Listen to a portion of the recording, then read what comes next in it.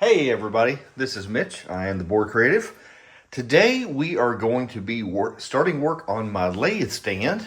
I want to get back into turning some things, and I need a lot of work on this. So we're going to make some physical changes, and we're going to add some new features and support and things like that. And then the biggest thing we're going to work on today is we're going to apply Gridfinity to the storage of this several of the drawers here to make it better, stronger, and faster. So thanks for showing up, and let's get into it.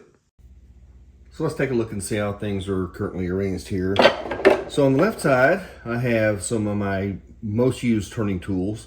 Most of mine are this side. There's several different vendors here, 3 different manufacturers, and they're all about the same. The length is a little bit different. Handles, of course, are a little bit different. Least often used small tools are here. Random stuff such as my barrel trimmer set here, some wood burning things there, some Festool stuff, not Festool, some Craig stuff there, needs to be rehomed, and finally some PPE, that's a face mask, and then a magnifying setup to see things if you're working with finer things. That might be a better place somewhere else, and we could use the door for something. Let's go over on the other side here. It's going to be similar. So here's my main work drawer. Got my sandpapers. So I go from 150 to 220, 320, 400, 600, and then I have a micro mesh that I use. I've already started some experimentation over here with some Gridfinity stuff. And the rest of it is just a collection of junk, more or less. Just there's parts for mandrels. Mandrels right here. I do a lot of pin stuff. If you never saw, never talked about it, that's a mandrel there. You put the wood on and make it a thing. Drill bits that I've got to figure out what to do with. There's for specific types of pins. Some parts left over from pin failures, I guess. Here's my bigger turning tools. A lot of these I probably don't even need because I don't do anything with it. I have these old pieces of wood in there, these pieces of maple, just to kind of keep things separated from banging into each other. Underneath this, more parts and tools and things like that. This needs to be totally reorganized. I've just got all kinds of scrap just thrown in here. More parts and pieces. This is the pin assembly machine. Here's some sharpening stuff we need to build a home for.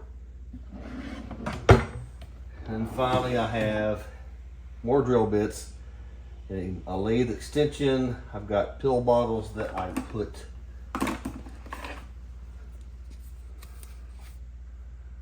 sawdust in case I need to fill holes. So I found out that some of these pill bottles are really good for doing that. That is a Beal buffing system. Those little fuzzy things there. You put that on the lathe to give it a three-tier buff. It works out really well.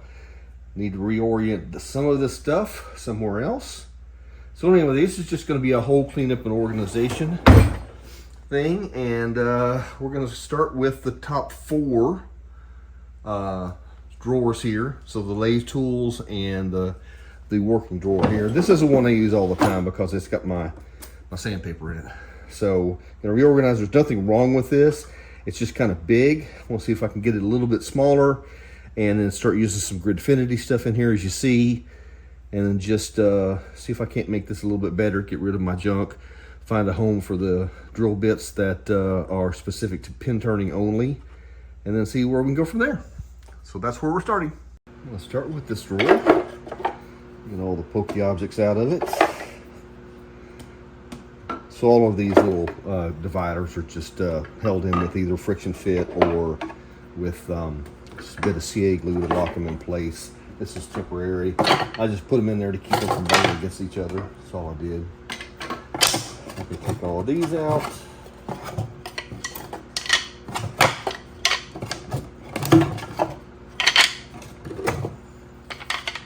Okay, so I've got some parts I found up on Makerworld. Very good design. I really like these. I was going to make these as a prototype and then just make them out of wood, but I can't beat this. This is just really good. Just standard PLA. I did have to modify them a little bit. They're, I think the guy get it for a Husky cabinet, and it's just a little bit too big for my drawer here. So I had to cut 1 millimeter off each end of the big piece here. This is a 5 and a 4, so we can hold 9 of these. So I cut 1 millimeter off, and it just goes in like that. Just friction fits into place. And then I took those same 2 models and I extended out the scale of the Y direction by twice, 200%, to make it bigger. And then I just put that in like this. And again, just a friction fit. I may or may not lock these down with some CA glue. I mean, they fit pretty good right now. And the way this works is just go and put them back into place.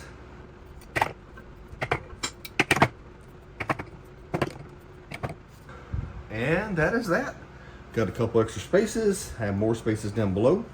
So I'll go and do the other drawer the same as this one, and then we'll move on to the third turning drawer.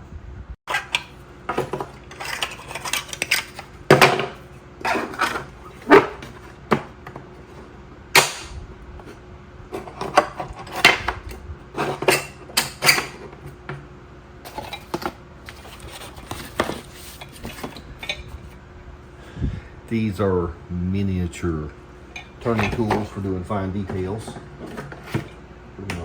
Put this one up here. That's what I did with that. Yeah, I did that. Right there. Oh, I know what I was going to do. There's some extra piece of kit with that, with these models. This was the original put the end in here type of thing. So put that in the back, put it in there like that. Fits. This is a custom parting tool that I made out of some Purple Heart with an old bandsaw blade that I sharpened and took the teeth off. Just gonna sit in there like that. So now I have all of my regular turning tools here. Just like that. Okay, since these are bigger, I had to scale these up by, I don't even remember, 115% or something. It wasn't much. So that's that. And then since these are so kind of irregularly length, what I did is I took this model and then I just sliced the back of it off to remove the wall there, and then go in the middle here. I'm gonna have to tie these down with CA. I'll do that later.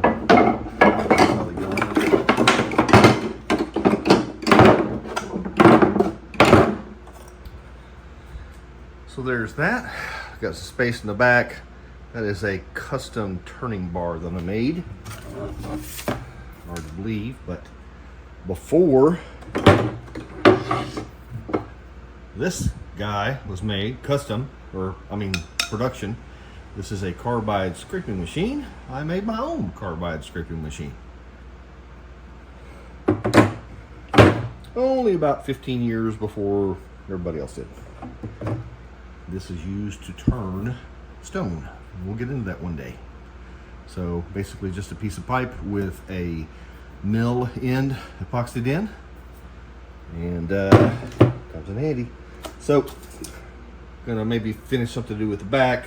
Got extra storage over here for other parts and pieces, some instructions and stuff. So we'll have to figure out what's going on here. Like I said, I need to lock these down with some CA glue just to hold them in place, because they will move more than the others. The others are locked in place by friction.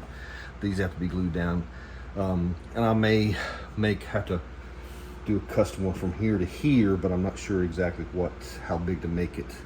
So I think I could just chop this off to about a three bay. That might fit. I'll need to measure it out. But that is that. Hey everybody, Future Mitch here. So I thought I might take a break and wind back the clock here a bit and explain what Gridfinity is, if you have been living under a rock for the past couple of years. So a guy named Zach Friedman took the work of Alexander Chappelle and created this open source grid system he called Gridfinity. It's based on a 42 millimeter by 42 millimeter base. This is called the base plate. You create boxes, which are also the same dimensions, that have basically recesses in them where they fit into the grid. Like so. The idea is when you move your drawer or whatever it's in, it doesn't move. So there are thousands upon thousands of these designs out here. I did this with a generator on Makerspace. This is a 1 unit. I think it's 6 units high, units or 7 millimeters high. Here's another one that I downloaded. Put it right in there. And again, whatever purpose we have, we can put within the grid. And the idea here is we have a place to put stuff. Everything fits. When we move the drawer, there's no possibility of it falling over or moving around or anything, so everything stays in place. The problem is with what I'm doing here, I'm retrofitting something that was designed before Gridfinity was created. So my drawer was not created with Gridfinity in mind. My drawer was created with what I was going to put in the drawer, which in this case here is mainly, I had to make sure I could put this big thing in here. So that is literally what determined these 2 drawers, the width anyway. And so that's how this all came about. So the problem with this is we've got a little bit of a gap at the back and a little bit of a gap at the side here where it doesn't fit within the 42 millimeter grid system. So we'll just adapt to that. If you watch my video on my 3D printing station, I designed that drawer to be 100% Gridfinity. So I created the drawer size to be the size of the grid. So the whole thing is covered with stuff. So anyway, I just wanted to kind of give you a heads up on what this was in case you've never seen Gridfinity, because I mentioned it and I start doing things with it, and that's what it is. So it's just a grid system with different boxes that serve either the generic purpose, like this just empty box here, or this is actually for pin bushings. When I'm making a pin, they just kind of set on these if you want. And when I get through, start populating this here to bits, you'll see all the different things that I either downloaded for free, created with the generator tool on Makerworld, or actually designed from scratch myself. So all those things can be accomplished, and we're going to cover these in this video. So this is what Gridfinity is, and as I think I mentioned earlier, I glued these down because they're going to move around anyway. So if you wonder what the white is, that's what happens when you put acetone, which is the accelerator for CA glue. That's what happens to some plastics, is they actually will turn white. So anyway, back toward our discovery. So here's where it gets kind of interesting. So here's where I had to start to make some determinations about how I want this stuff to go. So these are just standard strips of sandpaper. They come in sheets. I just cut them into strips, and then I use that to sand my pin blanks and anything else that's round. Worked out really well. I just cut a whole bunch at once, stick them in here, but it's kind of big. I don't actually need all the space. I need to figure out what I'm gonna do with it. This is actually 2 sets of this micro mesh. This stuff is old. I need to clean it out or get new ones or whatever. So what I came up with, take this out and stick it somewhere where I don't drop it. What I did is I created these bins. Now, unlike most bins for Gridfinity, these are 1.5 bins, as you can see. So full bin, half bin, which means I have to have a special rack for that, or special base plate for that. Forgot to mention in my the tool stuff, all of those are actually Gridfinity bins. I'm just not using Gridfinity because I don't need it for that. It's just a waste of energy and money. But for these, I am going to use Gridfinity because I'm going to have a replacement stuff. So what I do for this is, so I made these and just put the grit on it, and then made the base plate special, and I will tack the base plates down to the base with some CA glue, and then put these on top. I've got to countersink the screws that are holding the drawer faces on before I can do that because they stick out. But the idea here is they will all go in like this.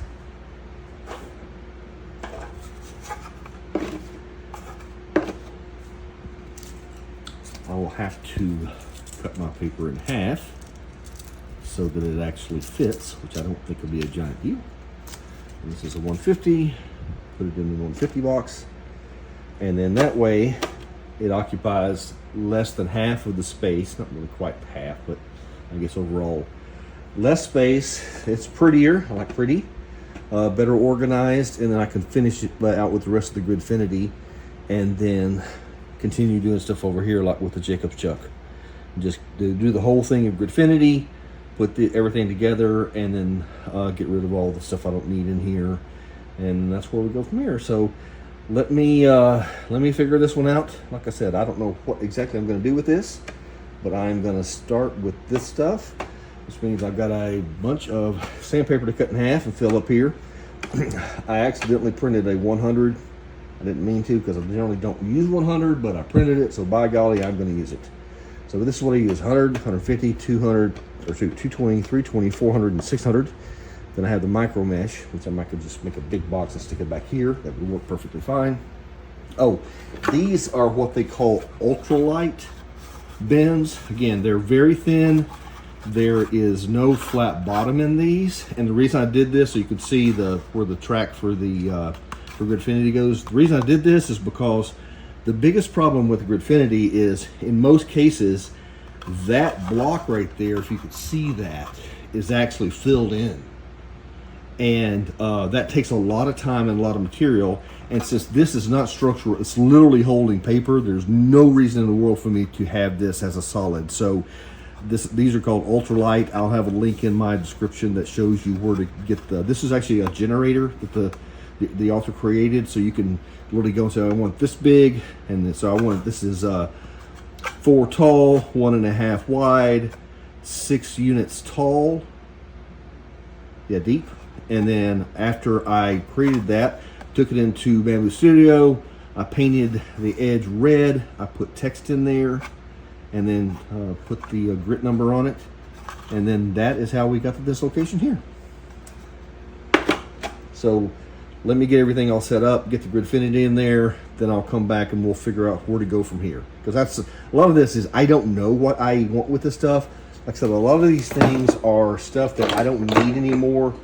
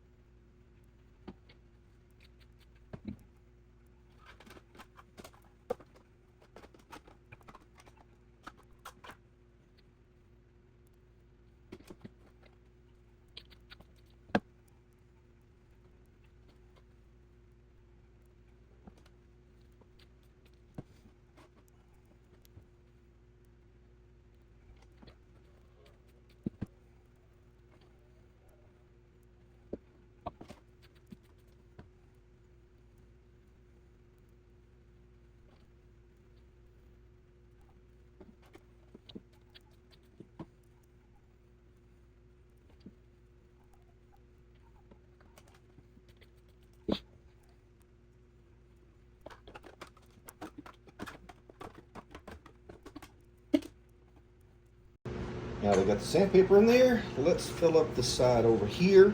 I have got some pin mandrels, and again, this is what you put the pin blank on to turn it into a pin.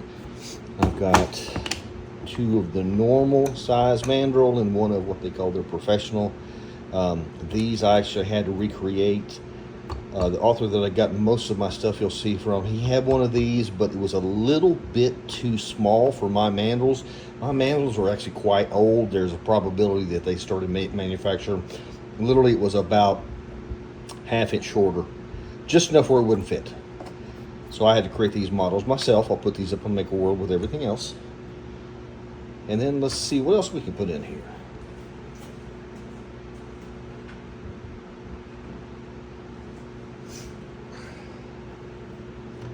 So I've got a Jacob's chuck. This is just a drill bit, or not drill bit holder chuck that goes in the lathe.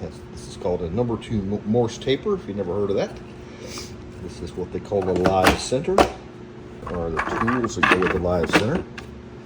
So basically, the idea here is with this one, this tip comes out, and I can put 5 other things in there if I want to, so total of 6. This little black bar here actually pushes it out. It's hollow, so you knock it out with a hammer from the end because it'll be kind of tight.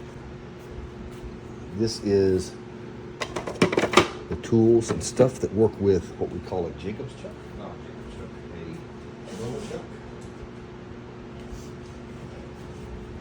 This is this here.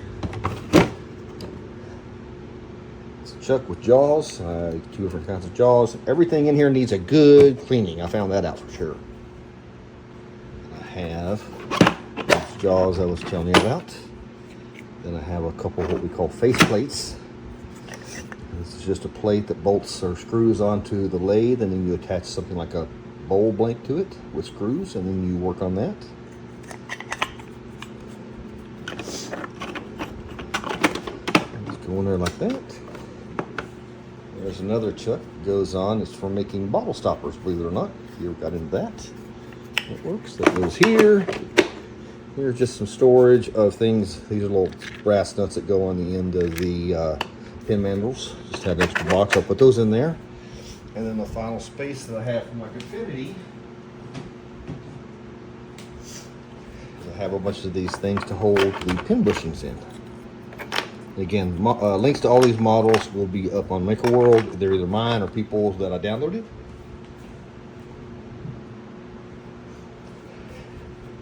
And there are these pin bushings. It tells you how thin to cut it. More like that. Okay, so that fills up the Gridfinity. Now, I've got the space back here, and there's another generator that I use on Makerworld, and I literally created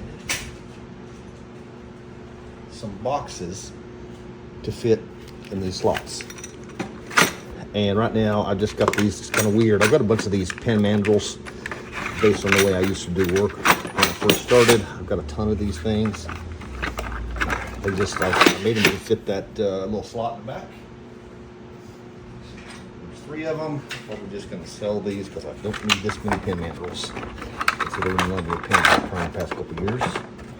Put that in there. These are 7 and 1. Okay, there's that. There's that. So that is the whole drawer. So yeah, that is it. So this is everything that I need to make stuff on the lathe. So it's got tooling and stuff. I've got my gouges and different other cutters, sandpapers, mandrels for stuff, bushings. I forgot the other ones I need to put in here. I generated this myself using, was it tooltrace.ai. Not the best in the world, but it does work. I may redo this to kind of redo some of these things. But other than that, I'm just shocked. This is great. Now, people are going to ask, well, how long does this take? Well, a long time. I started this process on Saturday. I finished Wednesday night. And my printer, I only have one printer, one A1, Bamboo Labs A1, and it was going the entire time. Just about the entire time. But you'll think about it, but these took 2 hours, 2 hours, 2 hours, 3.5, 4 hours. Again, just over and over and over again. And next thing you know, it's a lot.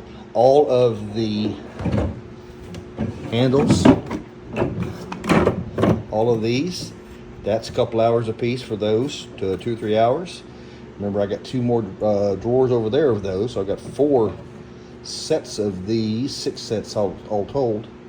And yeah, so it just takes a long time to put this stuff together when you got one printer. Anyway, so this is the end of the 3D printing stuff.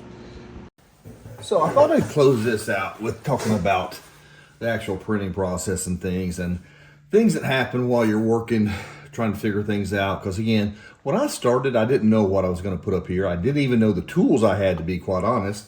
All I knew is I had boxes of stuff, I had things laying around, I had stuff all over the lathe, things like that. So again, here's what we did here. So I created these from scratch using a generation tool. These 2 I actually created models for. this I created a model for, a generator tool. And then everything else was from one or two different authors on Makerworld. So you don't always get a good fit with things because what you have and what they have may not be the same thing. Like take this Novichok. So besides they need to be really cleaned up, this Novichok is different than the one that he has. So on his version, this is the original one I printed off, it just kind of sets on top because this is probably 20 years old. And the new Novichok that he has been modified slightly, either that or it's just a different model. And so I printed it and I'm like, I don't think it's supposed to be like that. So what I did, it's not exactly pretty, but I went and modified it and I literally just cut a big circle out of the middle of it. And then now my chuck fits inside. Okay, now what am I gonna do with this? I have no idea, but you know, that's that. This was my first one and I printed it and like, this is exactly what I'm after and it's also too short. Okay, another thing I don't know what to do with. Here is my first variation or first edition of the pen mandrel that I created. And it fits, but it's a little bit on the tight side. Not much. But you know, again, I think it's perfectly serviceable. But again, I just added a couple millimeters here and there, and works fine. This is the original one from the same guy to create all this other stuff. And as I mentioned, sorry, it is literally ½ inch too small. So again, these are about 20 years old, so I'm assuming that wherever he bought the pen mandrel, it's just slightly different and just causes a problem. So again, I end up with a pile of stuff that I can't use. And then the last one here is, I was trying to recreate the sandpaper stuff exactly, so this is how big it is. It's too big for the A1, so I had to do a dovetail joint. So I've never actually cut something apart this big, so this is printed in two pieces. Actually, the Bamboo Lab, if you've never done that, the Bamboo Lab software does this by itself. So you define where you want it to be cut, and you see it want a dovetail, it puts that dovetail detail in there. Then you just glue it together. In fact, you can't even see the joint at the bottom. That's how good it is. But anyway, and I'm like, you know, that is just way too big. I'm like, you know, if I just cut this in half, which is what that is. So I cut it in half and I made this, and that gave me so much more room to put all this other stuff, and that was the correct decision. So again, you don't have to know where you're going with this. You just have an idea. Again, when I started, all I knew is I've got to get the sandpaper under control. Yes, and involved doing a lot of cutting and cutting the sandpaper apart to make it fit the new thing, which is perfectly fine. These are still usable just the way they are. Then again, I had to make special things, which it's kind of funny. I got kind of irritated with myself. I'm like, I should be able to do this. And the way that, if you've never done this, and I was using Fusion 360 to do it, is you have to recreate this tool. Then you turn the recreation inside of Fusion into a knife. And then you take your box and you cut out this. And that's how that works. So I literally had to do that for that mandrel and for this other mandrel. And so these two models will be up on Makerworld as well. But other than that, everything worked perfectly. And like I said, this is exactly why Gridfinity was created, is to help you get stuff organized. And this is just absolutely just perfect for me. Anyway, I just want to share the last little thing there, because I was like, you know, a lot of people, they're like, oh, what did this? And what they don't show you is how much time and money you wasted printing things that doesn't work. And this, I've got piles of stuff that literally, you see that? There you go. There's piles of stuff that's perfectly good that I have no use for in that box right there. Just from things that I printed that they didn't turn out the way I thought. So anyway, so back to it. So I am coming up with a different video to discuss the actual lathe stand itself and some changes I'm making to it to make it better. I was gonna have this in one video, but it's too long already. So I'm like, no, I'll just do the Gridfinity, and then we'll talk about the actual other stuff later. Anyway, thanks for watching. We'll talk to you later.